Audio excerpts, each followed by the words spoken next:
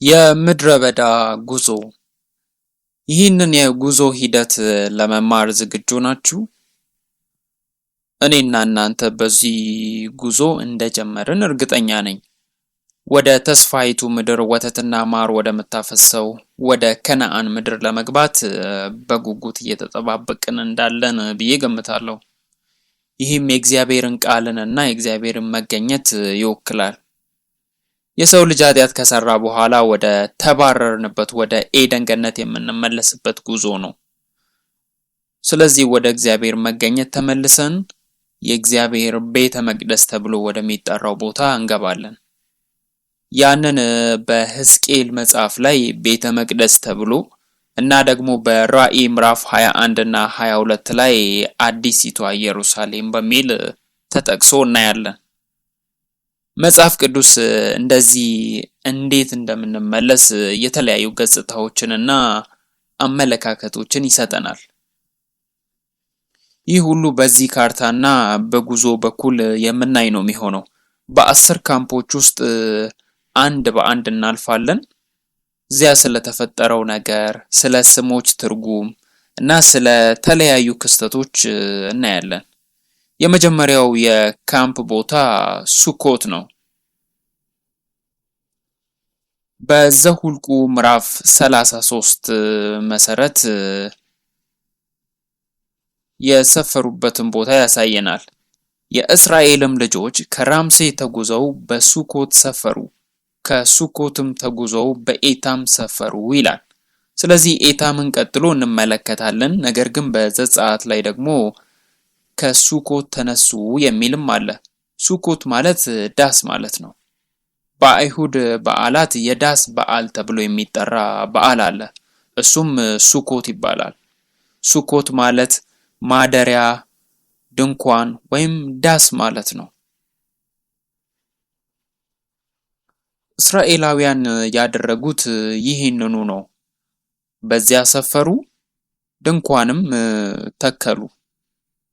በዘጸአት ምዕራፍ 12 ከቁጥር 37 እስከ 38 ላይ የእስራኤልም ልጆች ከልጆች በቀር 600,000 የሚያህሉ እግረኞችን ከራምሴ ወደ ሱኮት ተጓዙ፣ ብዙ ሕዝብም ብዙ መንጋና ላም ከብቶችም ከነሱ ጋር ወጡ ይላል። በመካከላቸውም ልዩ ልዩ ሕዝብ ነበረ።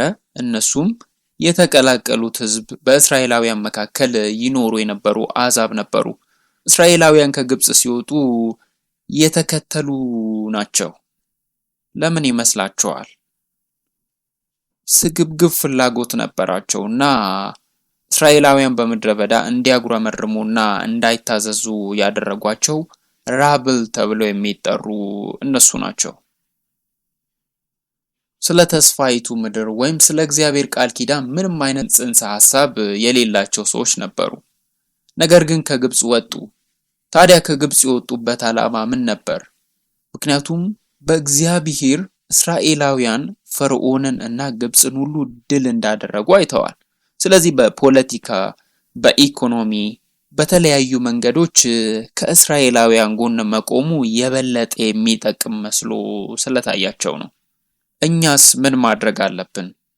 የተደባለቀውን ሕዝብ ጨካኞችን ወደ ሕይወት ጉዟችን ማምጣት የለብንም፣ ወይም ደግሞ አብረናቸው ይዘናቸው መውጣት የለብንም። በእምነት ጉዟችን በእግዚአብሔር ላይ እንድንበድልና እንድናጉረመርም የሚያደርገውን አጋጣሚ ስለሚፈጥሩ ማለቴ ነው። ስለዚህ ስለ እነዚህ ሰዎች እናስብ። በዘሁልቁ ምዕራፍ 11 ከቁጥር 4 ላይ እንዲህ ይላል፣ በመካከላቸው የነበሩ ወንበዴዎች ስግብግብ ሆኑ፣ የእስራኤልም ልጆች ዳግመኛ አለቀሱ ይላል። የምንበላውን ማን ይሰጠናል አሉ ይላል። ስለዚህ እስራኤላውያን በምድረ በዳ ሲያጉረመርሙ ብዙ ጊዜ አይተናል። በእግዚአብሔር ላይ አመፁ እና ቀስቃሾቹ እነዚህ ጨካኞች ድብልቅልቅ ያሉ አመፀኛው ባህሪ ያላቸው ሰዎች ነበሩ።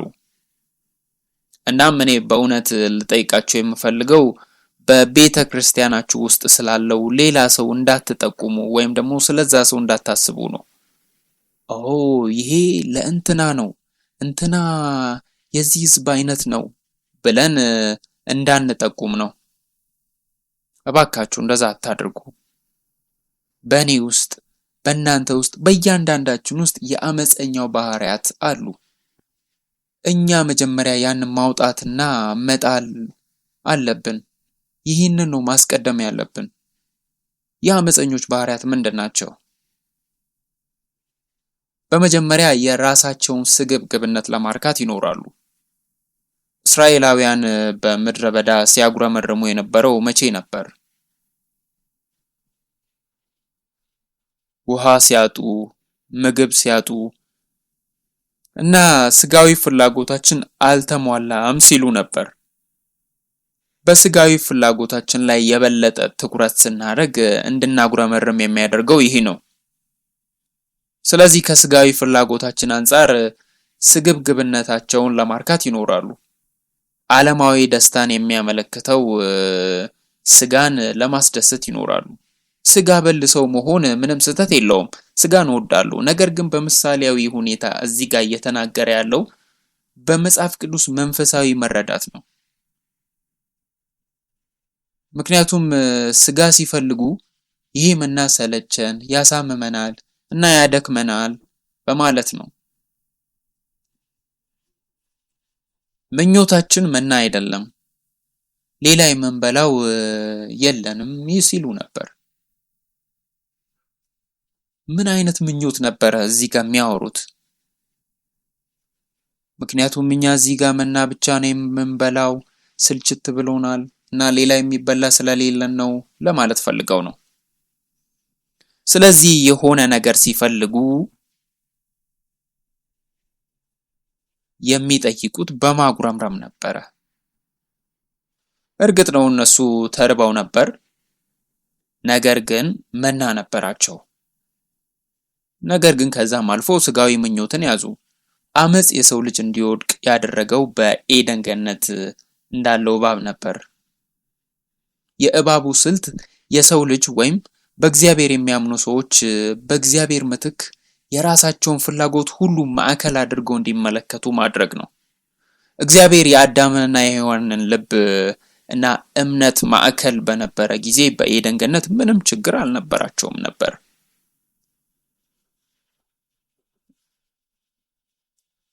ነገር ግን ሰይጣን ያንን ጠምዝዞ ራሳቸውን እንደ ማዕከል እንዲመለከቱ አደረጋቸው። ስሙ፣ እግዚአብሔር ከዚህ ዛፍ እንድትበሉ ያልፈለገበት ምክንያት እሱን እንድትመስሉ ስለማይፈልግ ነው የሚል ሐሳብ አመጣ።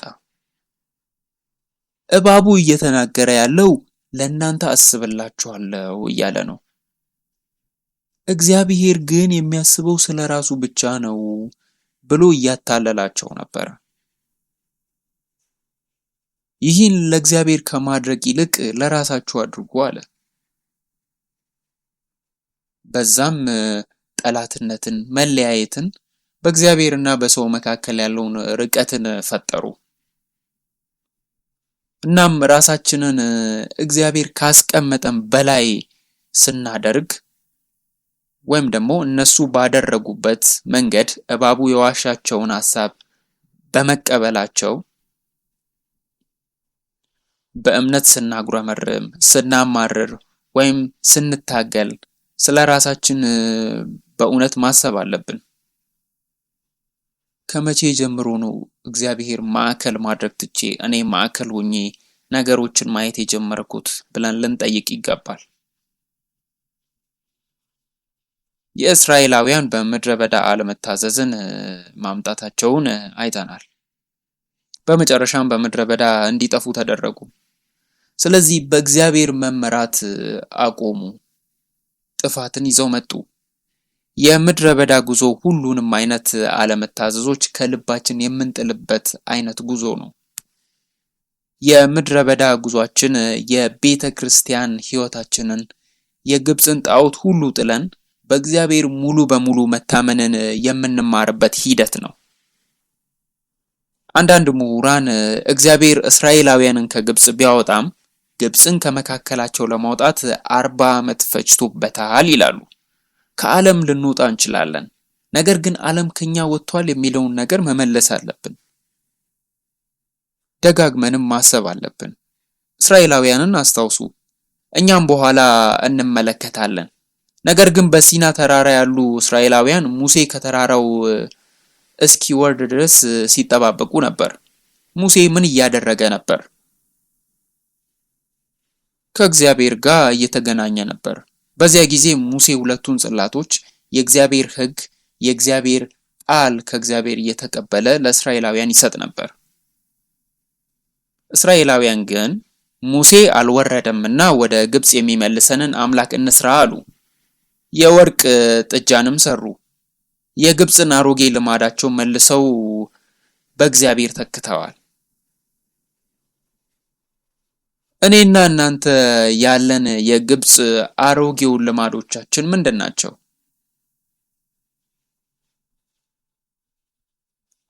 ወደ ተስፋ መቁረጥ ስንመጣ፣ ጥድፊያ ውስጥ ስንገባ፣ ሌላም መሄጃ የሌለበት አይነት አጋጣሚ ውስጥ ስንገባ፣ ከእግዚአብሔር ሌላ የምንደገፍበት ሌላ ነገር አለን? ወይም ደግሞ የእግዚአብሔር መልስ የዘገየ ሲመስለን እግዚአብሔርን እንጠብቃለን? ሙሴ የተወን ወይም እግዚአብሔር የተወን በሚመስለን ጊዜ እንኳን ለመጠበቅ ዝግጁ ነን? ጌታን መጠበቅ እንችላለን?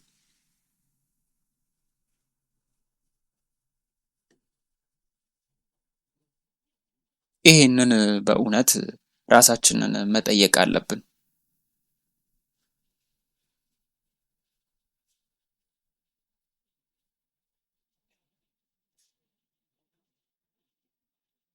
የሚቀጥለው የካምፕ ጣቢያ ኤታም ነው። ከሱኮት ተጉዘው በምድረ በዳው ዳር ወደሚገኘው በኤታም ሰፈሩ።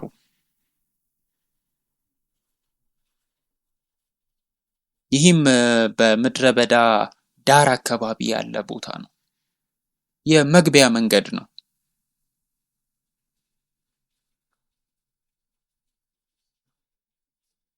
በኋላ ቀይ ባህር ወደ ምድረ በዳ መግቢያ በር ሆነ።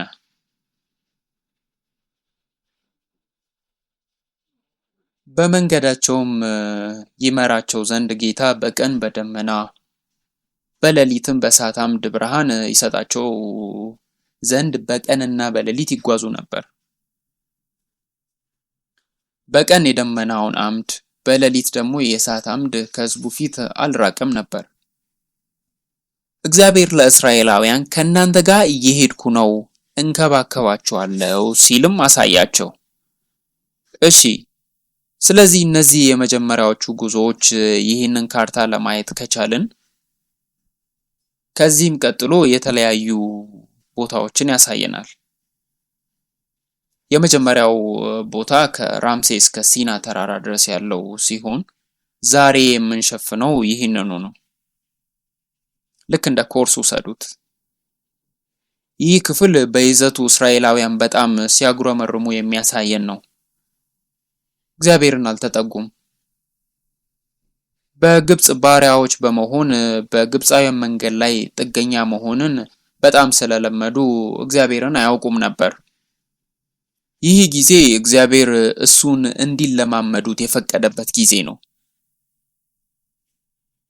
እና ሲያጉረመርሙ እንኳን እግዚአብሔር ይቅር ይላቸዋል። እግዚአብሔር የሚያስፈልጋቸውንም ይሰጣቸዋል። ስለ ምግብ ያጉረመርማሉ እና እግዚአብሔር እሺ ምግብ እንካችሁን ይላል። ስለ ውሃ ያጉረመርማሉ እናም እግዚአብሔር እሺ ውሃ እንካችሁን ይላል። ስለዚህ ብዙ ምልክቶችን የምታዩበት ቦታ ነው። በእርግጥ ሌሎች ቦታዎችም አሉ፣ እንዲሁም በጣም አስፈላጊ ክፍል ናቸው። ምክንያቱም እስራኤላውያን እግዚአብሔርን የተረዱት በዚህ ጊዜ ነበር። በሲና ተራራ ቃሉን የተቀበሉበት ቦታ ነበረ። ቃሉን ከተቀበሉ በኋላ እግዚአብሔር ከነሱ የሚጠብቀውን ነገር እንደሚለወጥ ይገባቸው ነበር። እንግዲህ ዛሬ ያንን እያደረግን አይደለም። ነገር ግን እዚህ እግዚአብሔር በራእይ መጽሐፍ ምዕራፍ 1 ላይ የኢየሱስ እግሮች እንደ የእሳት አምድ አድርጎ ገልጿል። እና የእሳት አምዱ አብሯቸው እንደሚሄድ አስቡት። ኢየሱስ ከነሱ ጋር እንደሚሄድ ማለቴ ነው። እንደ ተአምር ነው። ምክንያቱም ይህ የእሳት ምሰሶ ምሽቱን እንኳን እንደ ቀን ብሩህ ያደርገዋል።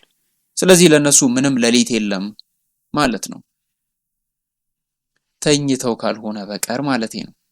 በእርግጥ ተኝተዋል። በዚህም እግዚአብሔር በጨለማ ውስጥም ቢሆን ብርሃን ሰጣቸው የሚለውን ይገልጽልናል ማለት ነው።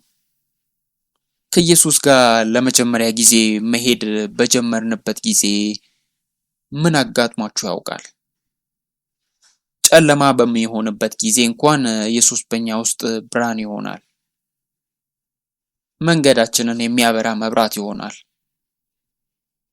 በሌላ በማንኛውም ሁኔታ ውስጥ ብንገባ፣ የሚያስጨንቅ አጋጣሚዎች ውስጥ ብንገባ፣ ተስፋ የሚያስቆርጥ ነገር ውስጥ ብንገባ ብርሃንን ይሰጠናል። የሚጠብቀንና የሚመራን ጌታ ነው ማለት ነው። 600,000 የሚያህሉ ሰዎች ይላል። ነገር ግን ሴቶችን፣ ሕፃናትን፣ አረጋውያንን ጨምሮ እስከ 2 ሚሊዮን የሚያህሉ ሰዎች ይኖሩ እንደነበረ ምሁራን ይናገራሉ።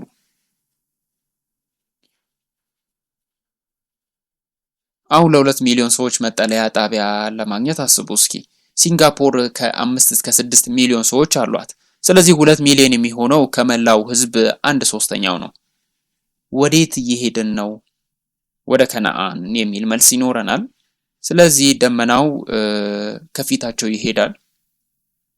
እናም የሚሰፍሩባቸውን ምቹና ጥሩ ቦታዎችን ያገኝላቸዋል። እሱ መሪያቸው ነበር። ምሰሶዎቹም የእግዚአብሔር ጥበቃ ነበሩ። ከነሱ ፈጽሞ ያልተወገዱ ጥበቃዎች ፍጹም ደህንነት እንዲሰማቸው የሚያደርጉ ነበሩ። የእግዚአብሔር የደመና ምሰሶ የኛ ጥበቃና በረከት በህይወታችን ውስጥ እንዲሆን ለእናንተም ጸልያለሁ። በመቀጠል ከሚግዶል ፊት ይላል። እሺ፣ ይህ ከሚግዶል በፊት ያለው ቦታ ቀይ ባህርን ከማቋረጣቸው በፊት ነው። እግዚአብሔር እስራኤላውያኑን ወደ ሚግዶል እንዲመለሱ በመንገር መርቷቸዋል። በዘጸአት ምዕራፍ 14 ከቁጥር 2 ላይ እንዲህ ይላል። እግዚአብሔር ሙሴም እንዲህ ብሎ በዘጸአት ምዕራፍ 14 ከቁጥር 2 ላይ እንዲህ ይላል። እግዚአብሔርም ሙሴን እንዲህ ብሎ ተናገረው። ተመልሰው በሚግዶልና በባህር መካከል በበዓል ዛፎንም ፊት ለፊት ባለው በፊሃሂሮት ፊት እንዲሰፍሩ ለእስራኤል ልጆች ተናገር። ከነሱም አጠገብ በባህር ዳር ትሰፍራላችሁ አላቸው። ይህንን ላሳይ። አሁን ከዚህ ጀምረዋል። እሺ፣ በሱኮት ሰፈሩ። ይሄ የመጀመሪያ ቦታ ነው። ግን ያኔ እንኳን ብልህ የሆኑ ሰዎች በዚህ ላይ ችግር ገጥሟቸው ነበር። ለምን? ምክንያቱም እንዴት ነው የምትሄዱት? የቱ ጋር መሄድ አለብን? ወደ ከነዓን መሄድ አለብን አይደል? እና በዚያ ጊዜ ላይ የጎግል ካርታ ለእናንተ ቢኖር አጭሩ መንገድ አሳየኝ ብላችሁ ትፈልጉ ነበር። አጭር ርቀት ወይም ደግሞ በአጭር ጊዜ የምንደርስበት ብለን በቀላሉ ማወቅ እንችላለን። ይሄኛው መንገድ በፍልስጤማውያን ምድር በኩል ነው የሚያሳልፈው። ስንት ቀን ነው የሚፈጀው? ቢበዛ 1 ሳምንት ወይም 10 ቀን እንጂ 40 ዓመት አይደለም። እዚህ ግን ይህን ተመልከቱ። አሁንም ፈርዖን ህዝቡን በለቀቀ ጊዜ እግዚአብሔር በፍልስጤማውያን ምድር ባለው መንገድ አልመራቸውም ነበር። ምንም እንኳን ቅርብ ቢሆንም ህዝቡ ጦርነትን አይቶ ወደ ግብጽ እንዳይመለስ እግዚአብሔር ተናግሯል። እግዚአብሔር በቂ እምነት እንደሌላቸው አስቀድሞ ያውቃል። አንዳንድ ጊዜ እግዚአብሔር ተግባራዊ በማይሆን መንገድ የሚመራን ይመስለናል። እረ በዚህ ዓለም ወይም እንደኔ ስሌት እንደኔ ልምድ ይህ የተሻለ መንገድ ነው፣ በዚህ መንገድ ልንሄድ ይገባናል እንላለን። እግዚአብሔር ሁል ጊዜ በተሳሳተ በሚመስል መንገድ የሚመራን ለምንድን ነው?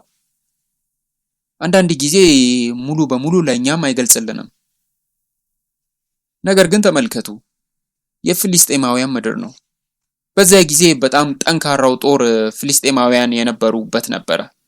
እናም በዚህ ለማለፍ የፍልስጤማውያንን ኃይልና ጥንካሬ ለማሸነፍ የሚያስችል በቂ እምነት ሊኖራቸው ይገባል።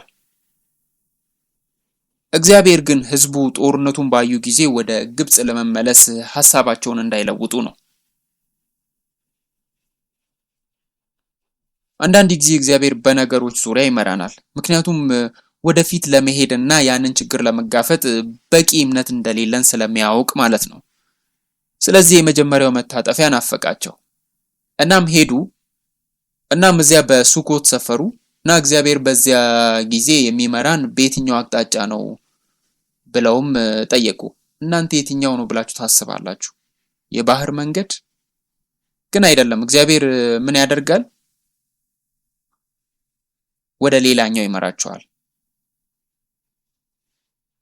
ይቅርታ ሙሴ፣ ወዴት እየሄድን ነው የሚል ጥያቄም ሊፈጥር ይችላል።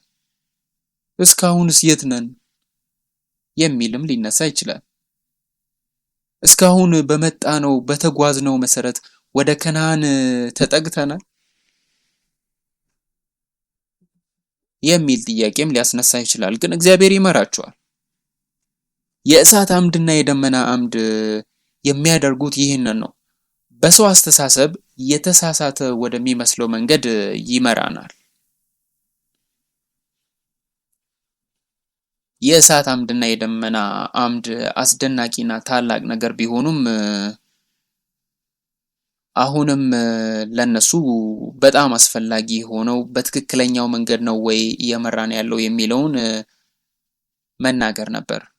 እሺ፣ በዚህ ጋር እንደዚህ ሂዱ ብንል የሴር ተራራ መንገድ ተጠቅተው ራቅ ብለው መሄድ አለባቸው። እንደዛም ቢሆን መድረስ ይችሉ ነበር። ነገር ግን እግዚአብሔር ወደዚህ ሳይሆን በፒሃይሮት እንዲሄዱ ነገራቸውና ተመለሱ አላቸው። ተመለሱ ወይም ደግሞ ዩተርን አድርጉ፣ ዙሩ አላቸው። ለእስራኤላውያን ልጆች ተመልሰው በፒሃይሮት ፊት እንዲሰፍሩ ነገራቸው። እንደምታዩት ፒሃይሮት በባህር አጠገብ ነው ያለው። ነገር ግን ችግሩ ምንድነው? ፈርዖን እያሳደዳቸው እንደሆነ ሰሙ። በዘጸአት ምዕራፍ 14 ከቁጥር 7 እንዲህ ይላል፣ 600 የተመረጡ ሰረገሎችንም የግብጽ ፈረሶች ሁሉ በእያንዳንዱም ሰረገላ ሁሉ ላይ ሶስተኞችን ወሰደ ይላል። በዚህ አይነት ሁኔታ ውስጥ ምላሻችን ምን ሊሆን ይችላል? በግብጽ ውስጥ በቂ መቃብር ስለሌለ ነው እንዴ እግዚአብሔር ወደዚህ ያወጣን? እግዚአብሔር እኛን ሊገድለን ነው እንዴ ያወጣን? የት አለ ወተቱ? የት አለ ማሩ? ማጽናናቱስ የት አለ? ደስታ የት አለ? ይህ ሁሉ ከሆነብን በኋላ ሞትን መፍራት የለብንም። ወደ ግብጽ ብንመለስ ራሱ ሞትን አንፈራም። እስራኤላውያን ሲናገሩ የነበረው ይህን አይነት ንግግር ነበር። እግዚአብሔር ለምን ወደ ቀይ ባህር መራቸው? እግዚአብሔር ታምራቱን ለማሳየት ነበር። አሁንም እግዚአብሔርም በትክክል አያውቁም ነበር። ስለዚህ እግዚአብሔር ማንነቱን እያሳያቸው ነው። እግዚአብሔር ታምራቱን ለማሳየት ነበር። አሁንም እግዚአብሔርን በትክክል አያውቁም ነበር። በዘጸአት ምዕራፍ 14 ከቁጥር 21 ላይ ሙሴም በባህሩ ላይ እጁን ዘረጋ፣ እግዚአብሔርም ሌሊቱን ሁሉ ጽኑ የምስራቅ ነፋስ አምጥቶ ባህሩን አስወገደ፣ ባህሩንም አደረቀ፣ ውሃውም ተከፈለ ይላል። ሁለተኛው የግብጽ ጦር ማስጠም ነው። ውሃውም ተመልሶ ሰረገላዎቻቸውንና ፈረሰኞችን መሃል ገብተው እያለ ተከደነ።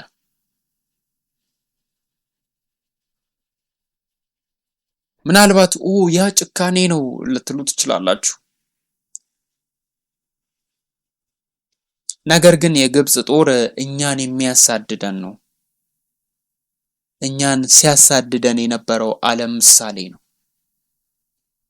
ታውቃላችሁ ብዙ ጊዜ እኛ በእውነተኛነትና በታዛዥነት ብቻ በኢየሱስ አምነን አንመጣም። ብዙውን ጊዜ ችግር ውስጥ ስንሆን ነው ኢየሱስን መልስ የምንጠይቀው እና ኢየሱስን እንድንለማመድና በሱ እንድናምን ያደርገናል። ስለዚህ ነው የእስር ቤቶችና የሆስፒታል አገልግሎቶች በጣም ውጤታማ የሆኑት።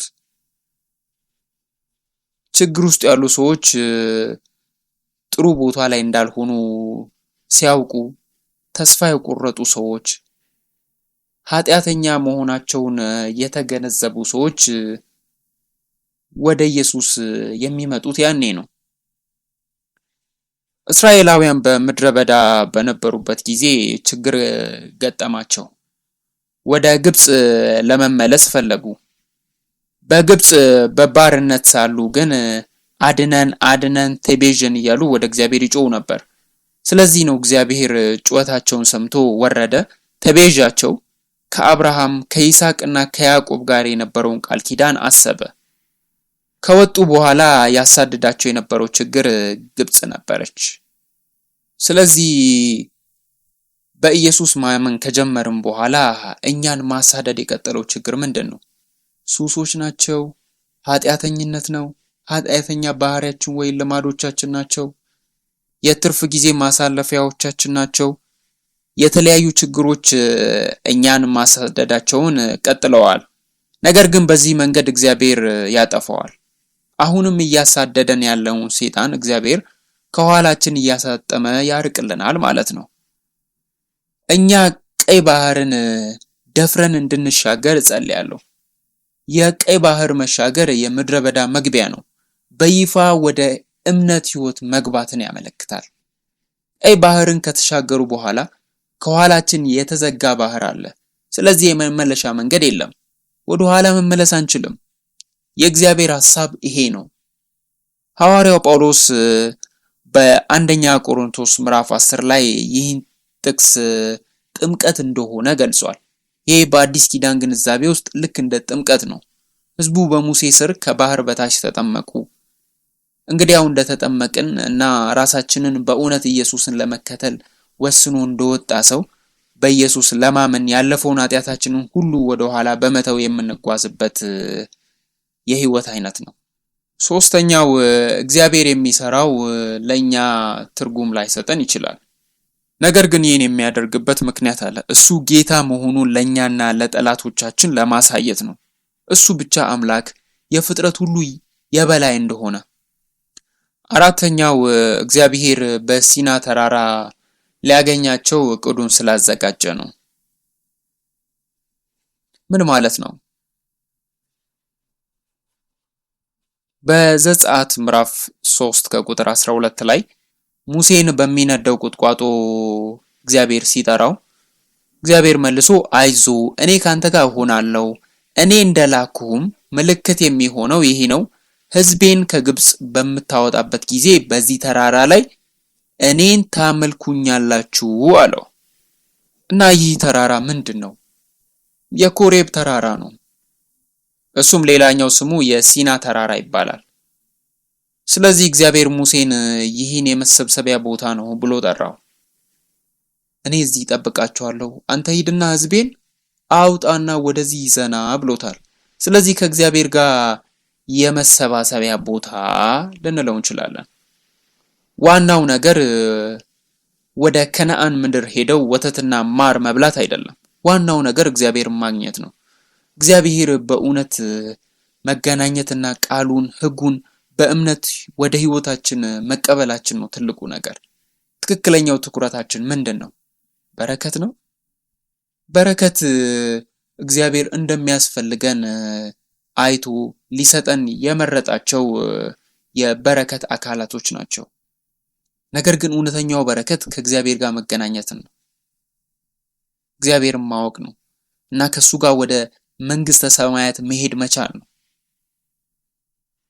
ብዙ ጊዜ ሁሉንም ነገር አሳስተን እንወስዳለን። እኛ የምንጠብቀው የተሳሳተ ተስፋና ግብ ነው። ህይወት ሚሊየነር እንድንሆን በኢየሱስ እመኑ፣ ብዙ ዓመት ለመኖር በኢየሱስ እመኑ ማለት ብቻ አይደለም። የእግዚአብሔር ፈቃድ ምንድነው? የእግዚአብሔር እቅድስ ምንድነው? የእግዚአብሔር ትኩረት ከሱ ጋር ባለው ግንኙነት ላይ ነው። በዚህ በዘጸአት ሂደት ላይ በዘጸአት ምዕራፍ 4 ከቁጥር 22 ላይ እግዚአብሔር ፈርዖንን በሙሴ በኩል እስራኤል የበኩር ልጄ ነው ብሎታል። እግዚአብሔር እዚህ ጋር ስለ ግንኙነት ነው የሚናገረው። ነገር ግን እስራኤላውያን በተለይም በድብልቅ ሰዎች ተጽዕኖ ምክንያት ትኩረታቸው ወተትና ማር ላይ ብቻ ነበር። ትኩረታቸው ምቾት፣ ነፃነት እና ጥቅሞች ላይ ነበር። ለዚህ ነው የሚጠጡትንና የሚበሉትን ብቻ ሲፈልጉ ያጉረመርሙ የነበሩት። ኢየሱስ ግን በማቴዎስ ወንጌል ምዕራፍ 6 ከቁጥር 33 ላይ ምን አለ?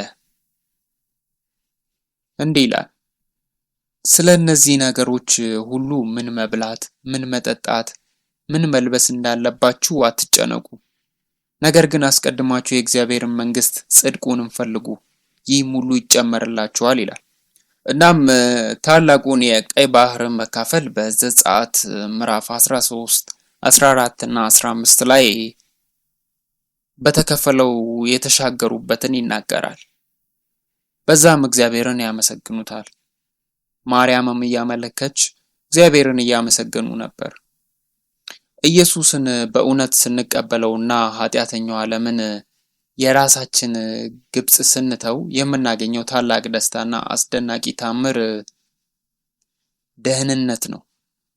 ነገር ግን ይህ የምድረ በዳ ጉዞ መጀመሪያ ብቻ እንጂ መጨረሻ አልነበረም። ይህ በረከት እስከ መቼ ነው የሚቆየው? ማንም የሚያስታውሰው የለም። ብዙ እጅ አላየውም። ነገር ግን ማስታወስ አለብን አይደል? እሺ፣ ፓስተራችን ባለፈው ሳምንት የጌታ ቀን በሚል የሰበከውን ታስታውሳላችሁ? እሺ፣ አሁን የኔ ጥያቄ ጸጋ እስከ መቼ ነው የሚቆየው? ለመጨረሻ ጊዜ የተባረክን የመብረር ያክል የተሰማን መቼ ነው? የጌታችን ጸጋ በጣም አስደናቂ ስለሆነ በጣም የተደሰትን መስሎ ይሰማናል። ያ ደስታ ለምን ያህል ጊዜ ይቆያል? ከቤተ ክርስቲያን የአምልኮ አገልግሎታችንን ጨርሰን ከቤተ ክርስቲያን እንወጣለን እና አስቀድሞ ግን ጠፍቷል ያ ደስታ።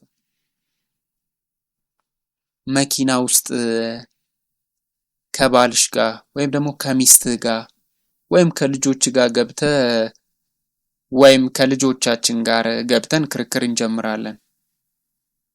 ለእስራኤላውያን የሚቀጥለው ሰፈር ማራ ነው። እስራኤላውያን በውሃ ጥም ይሰቃዩ ነበር። ከቀይ ባህር 3 ቀናት ያህል ርቀዋል። ቀይ ባህር ከተሻገሩ 3 ቀን ብቻ ነበር። ወደ ማራ መጡ። ነገር ግን በዚያ ጉዞ ውስጥ ምንም ውሃ አልነበረም።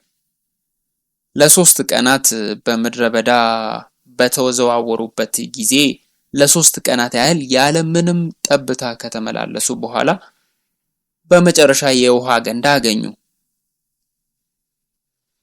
ዘለውም ገብተው ይህንን ለመጠጣት ሞከሩ። ይሁን እንጂ እስራኤላውያን ውሃው በጣም መራራ መሆኑን ሲያውቁ በሙሴ ላይ ማጉረምረም ጀመሩ። እዚህ ላይ መራራ የሚለው ቃል ልክ እንደ ፈሳሽ ውሃ መራራ ነው። ታውቃላችሁ፣ ምሬቱን የማንችለው ነገር ግን ሲከብደን የምንተፋው አይነት ውሃ፣ የጸለይንበት፣ የናፈቅነው ነገር፣ የተጠማንበት እና እግዚአብሔር መልስ እንዳገኘን ሆኖ ይሰማናል። ነገር ግን ያገኘነው ነገር እኛ የጠበቅነው ነገር አይሆንም። አንዳንዴ እኛ ልንወጣው የምንችለው ነገር አይደለም። ታዲያ ምን እናድርግ? አስታውሱ፣ ከ3 ቀናት በፊት በዚህ ዓለም ውስጥ ማንም ያላረጋገጠውን ታምር አይተዋል። ውሃ ወደ ላይ ቆሞ አይተዋል። መገመት ትችላላችሁ። ያንን በሲጂአይ ወይም በኮምፒውተር ግራፊክስ ብቻ መገመት እንችላለን አይደል? ነገር ግን ያ በአይናቸው ፊት እንደሚሆን አስቡ። ቀይ ባህር በደረቅ መሬት ተሻግረዋል። ያንን ያደረገውን ጸጋ አስታውሱ። ግን ከዚያ የበለጠ አስፈላጊው ምንድን ነው? በውዳሴ በቃሉ በእውነተኛ የህይወት ውሃ ፍላጎት ላይ ያጋጠማቸው አስደናቂ ጸጋ ነው። በህይወታችን ውስጥ የኛ ስጋዊ ፍላጎቶች ከሰኞ እስከ ቅዳሜ እያሟላን ስለ እነሱ እያሰብን እየተጨነቅን የበለጠ ጊዜ እየወሰድንባቸው ነን። እሁድ የቤተ ክርስቲያን ቀን ብለን ብንመጣ የበለጠ አስፈላጊ የሆነው ምንድነው ማለት ነው? የበለጠ ተግባራዊ የሆነው የበለጠ ጊዜ የወሰደው ምንድነው? የትኛው ሚዛን ይደፋል? ከሰኞ እስከ ቅዳሜ ያሉ ችግሮች ናቸው አይደል? እሁድ በረከት አገኘው፣ ግን ያ ዛሬ ከመምጣቴ በፊት ጋር ምንም ግንኙነት የለውም። እግዚአብሔርን ውሃ እለምነዋለሁ፣ እሱ መራራ ውሃ ይሰጠኛል። እናም ምሬት በውስጤ ይፈጠራል። በማራ የሆነው ነገር ለኛም ሆነ ለምድረ በዳው በጣም አስፈላጊ ነበር። እስራኤላውያን ለ3 ቀናት በእሳት አምድና በደመና እየተመሩ መራራ ውሃ ወዳገኙበት ቦታ ደረሱ። ያ ነው አሁን እየኖርን ያለነው ህይወታችን፣ ያ ነው ዓለም። አንዳንድ ጊዜ በኢየሱስ በማመን ብቻ ዓለም በአስማት ገነት የምትሆን ይመስለናል። አንዳንድ ጊዜ መራራ አጋጣሚዎችም አሉ። በእግዚአብሔር ተአምራዊ ኃይላት የተነሳ ከቀይ ባህር በኋላ ወደሚያደርጉት ጉዞ ለስለስ ያለና ቀለል ያሉ እንደሚሆን አስበው ይሆናል። ነገር ግን እግዚአብሔር የራሱን ዓላማና እቅድ በህይወታችን ማድረጉን ይቀጥላል። እግዚአብሔር ግን እያሰለጠናቸው ነበረ። ምሬት በውስጣቸው ቢኖርም እግዚአብሔር በእምነት እንዲያድጉ እና በእግዚአብሔር እንዲታመኑ ይፈልግ ነበር። ማራ ላይ ውሃው የማይጠጣ መሆኑን እንዳወቁ ማጉረምረም ጀመሩ። እግዚአብሔርን ለማመስገን ሲዘምሩና ሲጨፍሩ የነበሩ እነዚህ ሰዎች ወዲያውኑ ማጉረምረም ጀመሩ። እንዲህ አይነቱን ነገር እኛም እናደርግ ይሆናል ብዬ አስባለሁ። እውነት ለመናገር እሰብካለሁ፣ ወደ ቤት እሄዳለሁ፣ ልጆቼ ችግር ሲፈጥሩ አይቻለሁ፣ ተቆጥቼም አውቃለሁ። ግን ማስታወስ አለብን፣ ወርቃማ አሳ አንሁን። የወርቅ አሳ ሚስጥር ታውቃላችሁ አይደል? ቤታችን ውስጥ ትንሽ ባልዲ ነገር የአኳሪየም መስተዋት ወይም ደግሞ ተንቀሳቃሽ የውሃ ገንዳ ውስጥ ያሉ ነፍሳት ቤት የምናስቀምጠው ውስጥ መኖር የምትችሉ ይመስላችኋል? ታውቃላችሁ፣ በትንሽ ስፍራ ነው ለዓመታት ተይዘው የሚቆዩት። አሰልቺ አይሆንም? በአንዲት ባልዲ ውስጥ ታጥራችሁ ክላስትሮፎቢያ ወይም በተዘጋ ነገር ውስጥ የመቆየት ፍርሃት አይሰማችሁም? ነገር ግን ወርቃማው አሳ የ3 ሰከንድ ትውስታ ብቻ ነው ያለው። በአኳሪየም መስታወት ውስጥ ዞሮ ዞሮ ይመለሳል። ከ3 ሰከንድ በኋላ ወደ ኋላ ይመለሳል። ዋው አዲስ ቦታ ይላል። ይህም ቦታ በጣም ትልቅ ነው ብሎ ያስባል። አስደናቂ ነው ብሎ ያስባል። በዛች ትንሽዬ ባልዲ ውስጥ በጣም ትንሽ በሆነችው ውስጥ ነው ግን አይደል ወደዛና ወደዚህ የሚመላለሰው። የ3 ሰከንድ ማህደረ ትውስታ አለው ማለት ነው። እኛስ? እስራኤላውያን የ3 ቀን ትውስታ ነበራቸው። ስለዚህ እግዚአብሔር ጸጋውን ሁሉንም ነገር ረስተው ወደ መሰረታዊ ፍላጎታቸው ተመለሱ።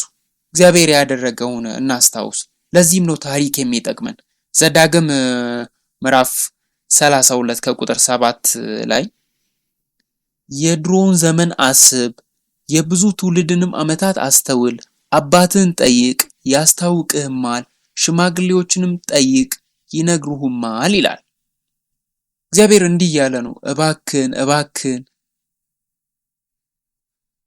አንተን ለማዳንና ለመቤዠት ያረኩልህን አስታውስ እያለ ነው። የእስራኤላውያን ማጉረምረም እዚህ አልቆመም። ከዘጸአት ጀምሮ እስከ ምድረ በዳ እስከ ሞቱበት ጊዜ ድረስ ማጉረምረም የሚለውን የዕብራይስጥ ቃል ሎን ሲሆን ማጉረምረም ጮክ ብሎ መጮህ ማለት ነው። የእስራኤላውያን ማጉረምረም እዚህ ጋር አላቆመም። ከዘጸአት ጀምሮ እስከ ምድረ በዳ እስከ ሞቱበት ጊዜ ድረስ ነበር። ማጉረምረም የሚለው ቃል የዕብራይስጥ ቃል ሲሆን ሎን ይባላል። ጮክ ብሎ መጮህ የሚል ትርጓሜም አለው። ማጉረምረም ሌሎችንና እግዚአብሔርን መወንጀል ነው። ማጉረምረም አንድ ሰው በትክክልና በሚዛናዊነት የመፍረድ ችሎታውን እንዲያጣ ያደርገዋል። ማጉረምረም ስንጀምር ራሳችንን እናዳምጥ። ምክንያት ፈላጊ የሆንን ነው ማለት ነው። ራሳችንን ምክንያታዊ ለማድረግ ወይም ራሳችንን ልክ የሚያደርጉ ነገሮችን ብቻ ነው የምንፈልገው። ማጉረምረም ከራስ ወዳድነት አስተሳሰብ የሚመጣ ሲሆን ማጉረምረም ደግሞ ተላላፊ ነው። ስለዚህ ማጉረምረማቸውን በሚቀጥሉ ሰዎች ዙሪያ አትዘናጉ፣ ተላላፊ ነው፣ እመኑኝ። እናም እኛ ይህን ቫይረስ ከሚያሰራጩት ወይም የማጉረምረም ቫይረስ እንዳንሆን እጸልያለሁ።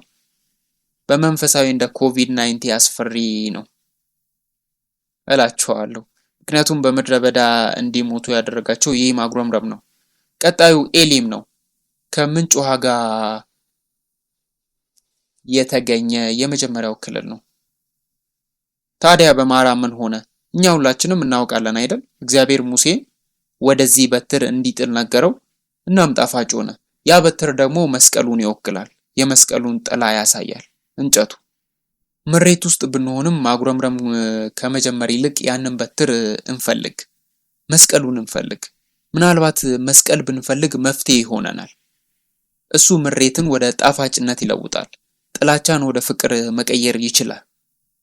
ኢየሱስ ጠላቶቻችሁን ውደዱ ብሏል። እናም ምሬትን ወደ ጣፋጭነት፣ ጥላቻን ወደ ፍቅር ሊቀይር ይችላል።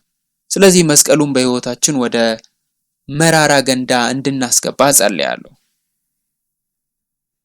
ወደዚህ ጉዳይ በኋላ እንመለስበታለን። ምክንያቱም መራራው ውሃ በኋላም በራእይ ውስጥ ተጠቅሷል።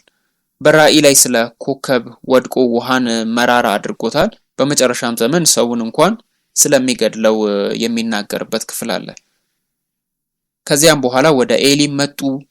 ከምንጭ ውሃ ጋር የተገናኘ የመጀመሪያ ክልል ነበረ። ከማራ በስተደቡብ 6 ማይል ወይም 10 ኪሎ ሜትር ርቀት ላይ የምትገኝ ሲሆን ዛሬ ዋዲ ጋንዴል በመባል ይታወቃል። ኤሊም ብዙ ጅረቶች እና ምንጮች ያሉበት ቦታ ነው። 12 የውሃ ምንጮች ወይም የውሃ ጉድጓዶች እና 70 የቴምር ዛፎች ነበሩ። የቴምር ዘንባባዎች ከ85 ጫማ ወይም ደግሞ 25 ሜትር በላይ ቁመት የደረሱ ነበሩ።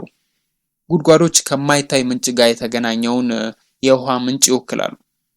ዌልስ እንደ ቤተክርስቲያን መንፈሳዊ ጥማትን ለማርካት የምንሄድበትን ቦታ ሊወክል ይችላል። የዘንባባ ዛፎች ውሃን፣ በረከቶችን፣ ብልጽግናንና ድልን ይወክላሉ።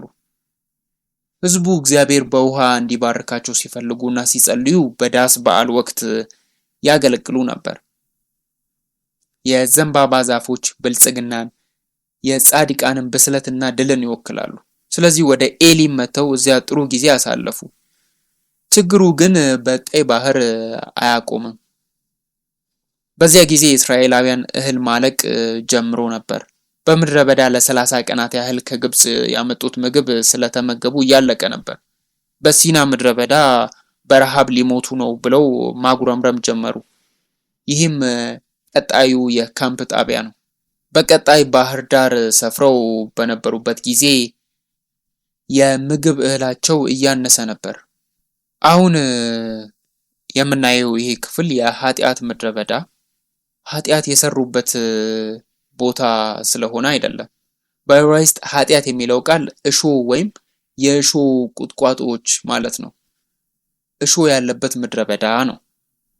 እስራኤላውያን ምድራዊ ምግባቸው ባለቀበት ወይም ከግብጽ የሚገኘው ምግብ ባለቀ ጊዜ እስራኤላውያን በእግዚአብሔር ላይ ይናገሩ ጀመር። ቃላቸው እንደ እሾ ነበር። እግዚአብሔር በምድረ በዳ ማዕድ ያዘጋጅ ይችላልን? እግዚአብሔር እንጀራን ሊሰጠን ይችላልን ብለው በእግዚአብሔር ላይ ተናገሩ። በዚያም እግዚአብሔር ላይ ልክ ያልሆነ ንግግር ይናገሩ ነበር። እምነታቸውና ሕይወታቸው አንዳንድ ጊዜ እንደ ሁለት የተለያዩ ነገሮች ነበሩ። እምነት መንፈሳዊ ነገር ነው፣ ነገር ግን ወደ እውነተኛው ሕይወት ሲመጣ ሙሉ በሙሉ የተለየ ነገር ነው። ለዛም ነው እሺ ምግብ እንደምንም ማብቃቃት አለብን፣ እግዚአብሔር በምድረ በዳ ማዕድ ሊያዘጋጅ ይችላልን ይሉ ነበር። እግዚአብሔር ይህን ከሰማ በኋላ የሰማይ ደጆች እንዲከፈቱና በየቀኑ ለምግባቸው መና እንዲያዘንብላቸው ከላይ ያሉትን ደመናዎችን አዘዛቸው። ጊዜ ካለም በምድረ በዳ ውስጥ መና ከሰማይ የወረደበት ጊዜ የሚያሳይ የቀን መቁጠሪያ ያሳያቸዋለሁ። ይህም እግዚአብሔር የምህረት የርኅራኄ አምላክ መሆኑን የሚያሳይ ነው። አንዳንድ ጊዜ ስናጉረመርም እግዚአብሔር አሁንም ይሰጠናል። ማመን ባንችል እንኳን እግዚአብሔር አሁንም ይረዳናል፣ ይመግበናል። እናም ያ መና ነው።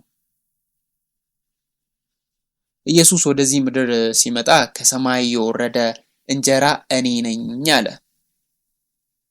ስለዚህ መና ተቀበሉ። እነሱም ከማርም ጋር እንደ መረቅ ቀምሰውታል። የሚጣፍጥ ነበር።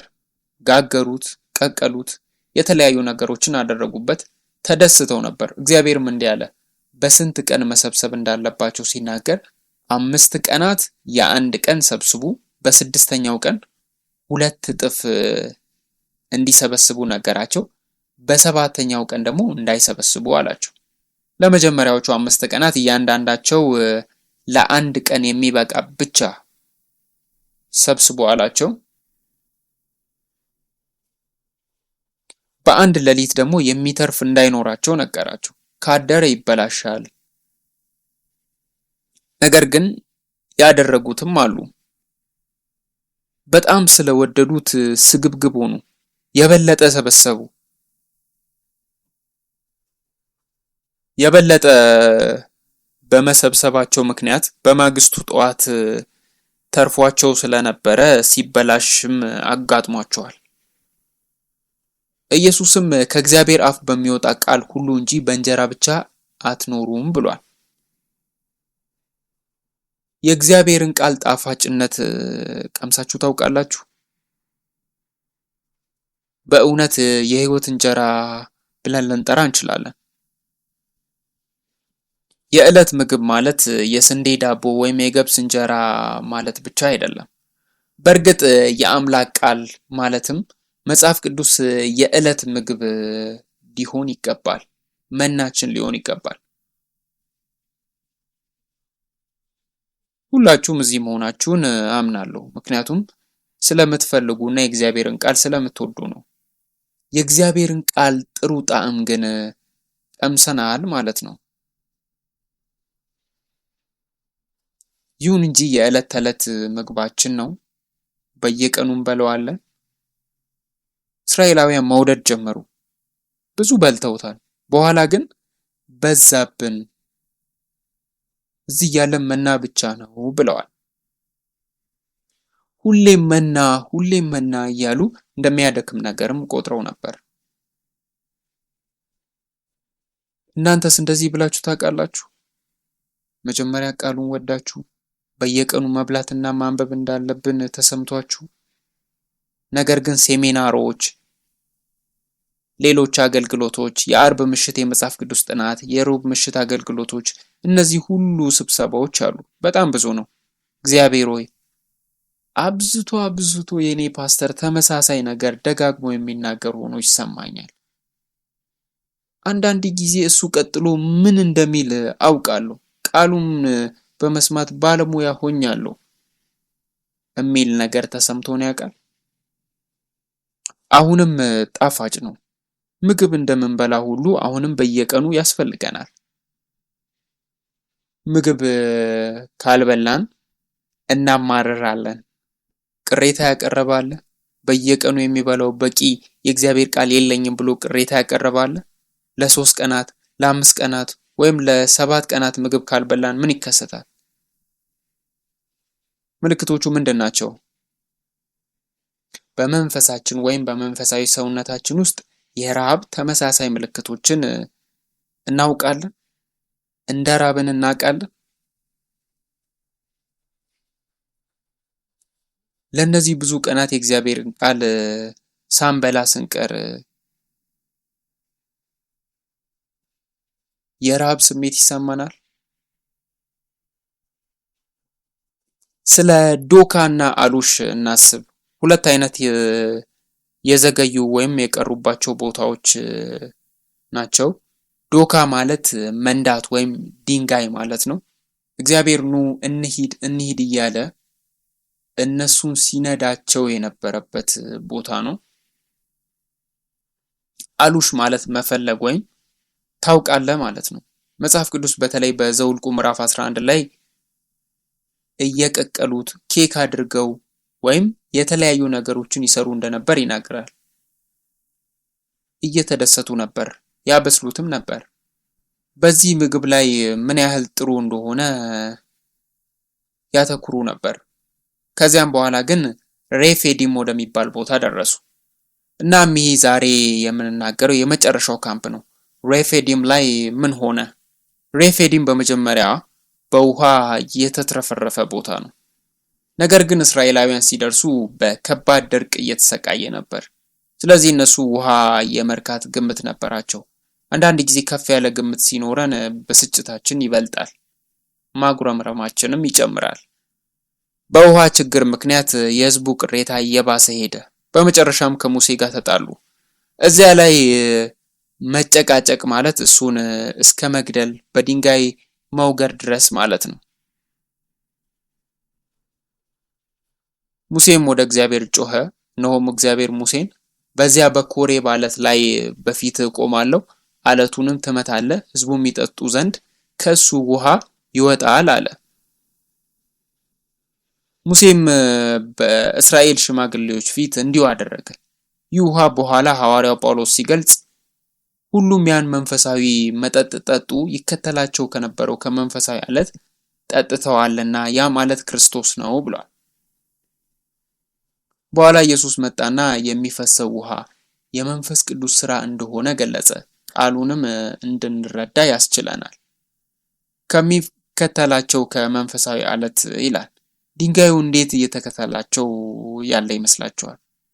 አንዳንድ የአይሁድ መጽሐፎች በምድረ በዳ ሲጓዙ በላያቸው ላይ ያንዣብብ የነበረ ድንጋይ ነው ይላሉ። አንዳንድ ሌሎች ጽሑፎች እንደሚናገሩት ድንጋዩ ትልቅ ድንጋይ ነበረ። ይህም የሚንከባለል አይነት ነበረ። ከነሱ ጋር እየተንከባለለ በዓለም የመጀመሪያው ሮክ ወይም ደግሞ የሚገለባበጥ ሆነ ማለት ነው። ይሁን እንጂ ሐዋርያው ጳውሎስ ውሃውን የሚሰጠንና የሚከተለንን ውሃ ማቅረቡን የቀጠለው ኢየሱስ ክርስቶስን እየተናገረ ነው። ከዚህ ጊዜ ጀምሮ ቃዴስ በርኔ እስኪደርሱ ድረስ እስራኤላውያን ስለ ውሃ እንደገና አላጉረመረሙም። ከ38 ዓመታት በኋላ አንደኛ የጴጥሮስ መልእክት ምዕራፍ 2 ከቁጥር 4 ላይ በሰውም ወደ ተጣለ በእግዚአብሔር ዘንድ ግን ወደ ተመረጠና ክቡር ወደ ሆነው ወደ ሕያው ድንጋይ ወደሱ እየቀረባችሁ ይላል። እናንተ ደግሞ እንደ ሕያዋን ድንጋዮች ሆናችሁ በኢየሱስ ክርስቶስ ለእግዚአብሔር ደስ የሚያሰኝ መንፈሳዊ መስዋዕትን ታቀርቡ ዘንድ ቅዱሳን ካህናት እንድትሆኑ መንፈሳዊ ቤት ለመሆን ተሰሩ ይላል። እግዚአብሔር ድንጋዩን ሰነጠቀ፣ ውሃም ፈሰሰ። ለ2 ሚሊዮን እና ከዚያ በላይ ለሆኑ ሰዎች ለመጠጣትና የሚያስፈልገውን ሁሉ ለማድረግ በቂ ውሃ ነበር። እግዚአብሔር የሰጠንን አስቡ። ምግብ፣ ውሃ፣ መጠለያ እና ሌሎችንም። ለዚያ በየወሩ ምን ያህል ታጠፋላችሁ? ምግብ፣ ውሃ ለመጠጥ ብቻ ሳይሆን ለመታጠብና ሌላም ነገር ለማድረግ፣ መጠለያ፣ ሌሎችንም አስፈላጊ የሆኑ ነገሮችን ለማድረግ። ብዙ ጊዜ መብራት እንጠቀማለን፣ ማቀዝቀዣዎችን እንጠቀማለን፣ የተለያዩ አገልግሎቶችንም እንጠቀማለን። ይህን ሁሉ ያን ሁሉ ለ2 ሚሊዮን ሰዎች አስቡት።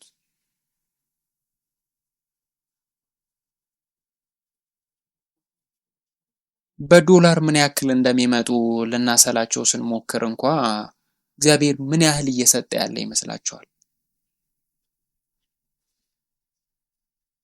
ሙሴም ይህን ቦታ ማሳና መሪባ ብሎ ጠራው። ማሳ ማለት ፈተና ማለት ሲሆን መሪባ ደግሞ ጠብ ማለት ነው። ህዝቡም እግዚአብሔርን ፈተኑት፣ በሙሴና በእግዚአብሔር ላይ ተጣሉ። እስቲ እነዚህን ጉዳዮች በአጭሩ እናስብ። በምድረ በዳ ውሃ የሚቀርቡ ሁለት ድንጋዮች አሉ። ቀደም ሲል በቃዴስ የጠቀስኳቸው አንዱ እና አንደኛው በራፊዲም። በመጀመሪያ በምድረ በዳ ጉዞ ላይ ነበረ ራፊዲም፣ በኋላ በምድረ በዳ ጉዞ ላይ ነበረ ቃዴስ። የእግዚአብሔር መመሪያ በራፊዲም ላይ አለቱን እንዲመታ ነበረ። በቃዴስ የሰጠው መመሪያ ደግሞ ለአለቱ እንዲናገር ነበር። የሚገርመው ለነዚህ አለቶች የዕብራይስጥ ቃላቶች የተለያዩ ናቸው። ውሃውን በማቅረብ ረገድ ተመሳሳይ ነገር ቢያደርጉም የመጀመሪያው ድንጋይ በዕብራይስጥ ሱር የሚል ሲሆን ትርጓሜውም ቦልደር ሮክ ወይም ደግሞ ጠንካራ አለት በምድር ላይ ማለት ነው። ሁለተኛው ቋጥኝ ሴላ ይባላል። ትርጉሙም ገደል ወይም በአለት ውስጥ ጉድጓድ ማለት ነው። ፔትራ የሚባል ቦታ ባለበት አካባቢ ወደ ዮርዳኖስ እንደሄዱ አላውቅም አሁን ላይ። ይህ ትልቅ የድንጋይ ቋጥኝ ያሉበት ቦታ ነው እና በድንጋዮች መካከል ክፍተቶች አሉ። በዚያ ጊዜ ሸሽተው ወይም የሚሸሹ ሰዎች እዚያ ይደበቁ ነበር። መሸሸጊያ ቦታ ነበር። ይህ ማለት ቀደም ሲል ተከፍሎ የነበረ ቦታ አለ ማለት ነው። ግን ቋጥኙ ቀለል ያለ አይደለም። ልክ እንደ ጠንካራ ቁራጭ ማለት ነው። ትልቅ ድንጋይ ነው። የመጀመሪያውን አለትም ጨምሮ ሁለቱም ውሃ በማቅረብ ተመሳሳይ ቢሆኑም የመጀመሪያው አለት ግን የመጀመሪያ ምጽአት አይነት መሆኑን እናያለን። ውሃ ለማውጣት ስንል ስቅለቱን የሚወክለውን ድንጋይ እንመታለን። ነገር ግን ለሁለተኛው ድንጋይ አንሰቅለው እና እንደገና አንመታም።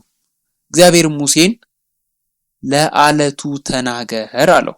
ትርጓሜውም ለምኑ ይሰጣችሁማል፣ ፈልጉ ታገኙማላችሁ እንደማለት ነው። ሙሴ ግን መታው። ለዚህ ነው እግዚአብሔር በድላችኋል ያለው። ድንጋዩን መምታት ምን ችግር አለው? ድንጋይ አይደል? ሙሴም እንደ አንደኛው ጊዜ ድንጋዩን 2 ጊዜ መታው። ነገር ግን ይህ የእግዚአብሔር ዓላማ አልነበረም። ስለዚህ ስለ ምድረ በዳ ጉዟችን እናስብ። እስራኤላውያን እግዚአብሔርን ይጠባበቁ ወደ ነበረው ወደ ሲና ተራራ ሊመጡ ነው። እርግጥ ነው እግዚአብሔር ከነሱ ጋር እየተራመደ ነው። እናም ሕጉን የእግዚአብሔርን ቃል ሊሰጣቸው ነው። ነገር ግን ይህ ክፍል ሌላ ረጅም ጥናት ነው። ስለዚህ ዛሬ የምንሸፍነው ክፍል አይሆንም። ከነዚህ 10 ካምፖች የምንማረውን ለመገምገምና ለማጠቃለል ከዚህ እረፍት በኋላ አንድ ተጨማሪ ጊዜ እናሳልፋለን። አጭር ጸሎት ልጸልይና ለ5 እስከ 10 ደቂቃ እረፍት በማድረግ እንመለሳለን። እንጸልይ። የሰማይ አባታችን በዚች አጭር ጉዞ ከሱኮት ወደ ራፊዲም የእምነት ሕይወታችንን የሚያንጸባርቁ ብዙ ነገሮች ተከስተዋል። እኛ በፊት ያደረግናቸውን ወይም እያደረግናቸው ያሉ ነገሮች ቢሆኑ አባታችን እግዚአብሔር አንተ የዚህ ጉዞ መሪ እንደሆንክ እናውቃለን።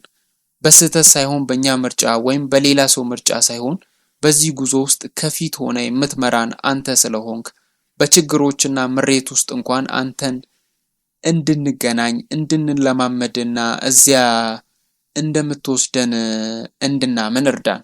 አባት ሆይ በችግር በምሬት በጥም እና በረሃብ እንኳን ከማጉረምረም ይልቅ አንተን ማመስገንን እንድንማር እርዳን። ካንተ ጋር መሄድ ከመቻል የበለጠ በረከት የለምና ተአምራት የለምና ይህንንም እንድናምን እርዳን። ከኛ ጋር መሆንን አውቀን በዚህ ጉዞ እንድንጓዝ እርዳን። ስለ ጸጋ እናመሰግናለን። በኢየሱስ ስም እንጸልያለን። አሜን።